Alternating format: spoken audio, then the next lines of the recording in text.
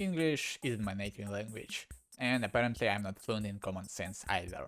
Over the past 2 years, I've somehow managed to build up a collection of over 150 plus games that I'm yet to play. Yikes. At least the good news is that my opinion of myself was way better than I realized, because at some point I definitely looked at those games and thought, yeah, future me is definitely gonna play that. Well, future me would like to have a quick conversation with past me.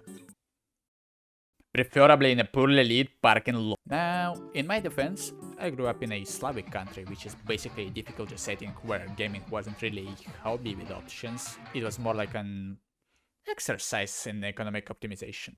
Which is a very polite way of saying we were broke as shit. Buying games was pretty rare.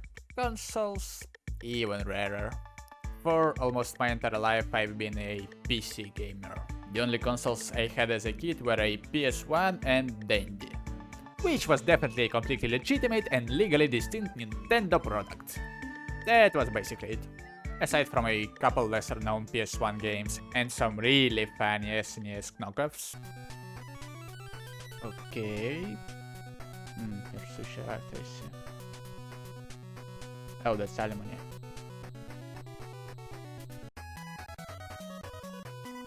Wait. I had my own grounded moment as a kid.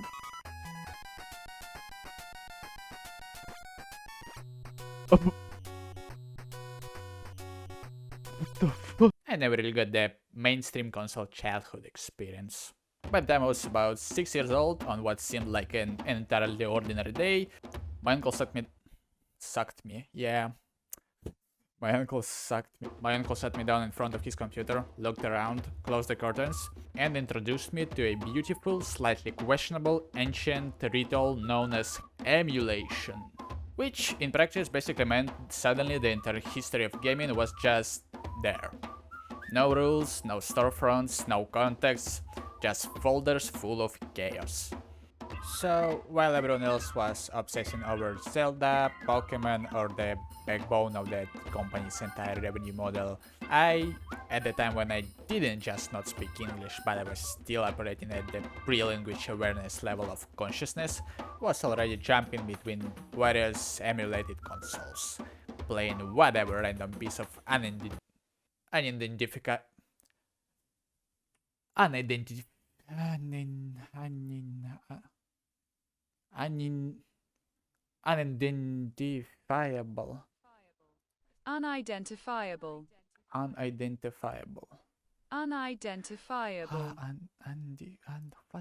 unidentifiable digital crap I got my hands on. Stuff like Boogerman, Show Aniki, LSD Dream Emulator, Gundemonium Collection, Breath of Fire 4, Sonic the Hedgehog 3, and Knuckles. What? Of course I played some normal games too, but here's the thing. I never actually had a computer myself, and apart from occasionally watching my uncle play Heroes of Might and Magic 3, and the rare times we played Ragdoll Masters or Trackmania Nations Forever together, I didn't really have any experience with it. Then one day my dad decided to buy a personal computer. Suddenly the world got bigger, and I had no idea there were no limits to it because by the time I was about 9, we got an insanely powerful internet connection with speed of 2 kilobytes per second. Hell yeah! That's when this little brat with access to the World Wide Web discovered sites like Newgrounds and YouTube, where the main language I see and hear is English. Didn't understand a damn thing, but fortunately explosions are an internal language. International motherfucker. So I grew up with a lot of unsupervised evenings, and while my parents mostly did a decent job, the internet did the rest. Most of those evenings were spent either watching insanely cool clay stop motion battles between little dudes or guys screaming at the camera in 144p because some scary booga wooga just appeared on the screen. Oh, this guy says fuck every 12 seconds, must be grammar. Even though we had pretty basic English classes at school, I mostly learned the language from games and YouTube. So now it's just a patchwork of memes, profanity, and mispronunciations held together by sheer confidence. And at some point I even tried making YouTube videos myself. My last attempt is almost 10 years old now.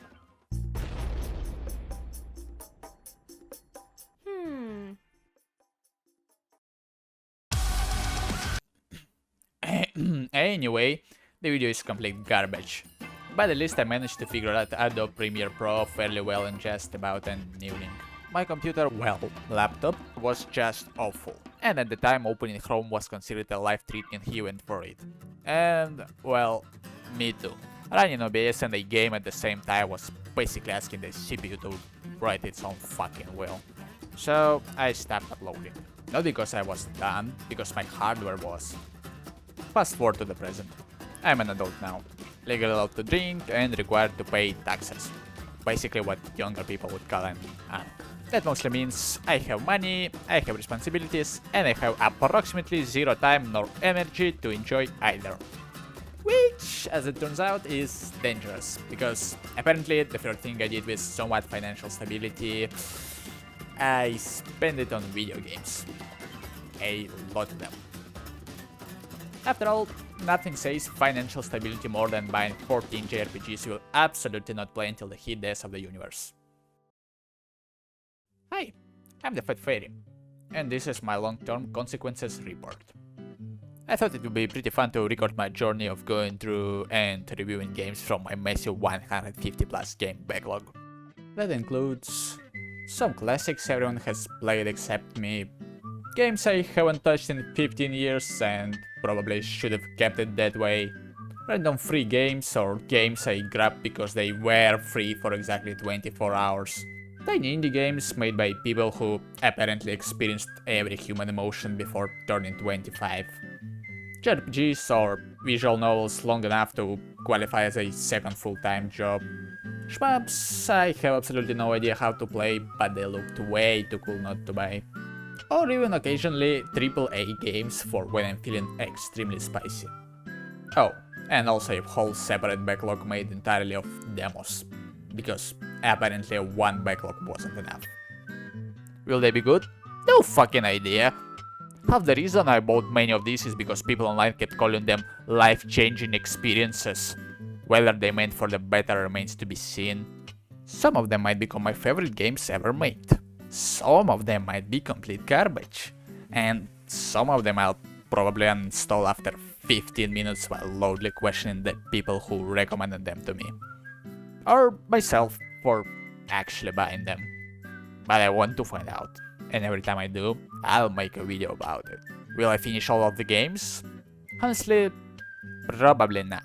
Past me clearly operated under the delusion that I was immortal and unemployed. Will I actually stick with this channel? I don't want to make any promises to anyone, especially not to myself. But I guess it's time to find out. Uploading this video already means I've doubled my YouTube output compared to the last 9 years. So I'd call that a pretty decent start. Alright, and one more thing. I'm currently finishing Yumi Neko When They Cry Answers arc, which is, well, the second half of the story. It'd be pretty weird to make a video starting from the middle, so don't expect anything until I finish it. You're just the kind of man I'd like to force into praising my name. I'd love to try making a make like you kiss my toe. For free!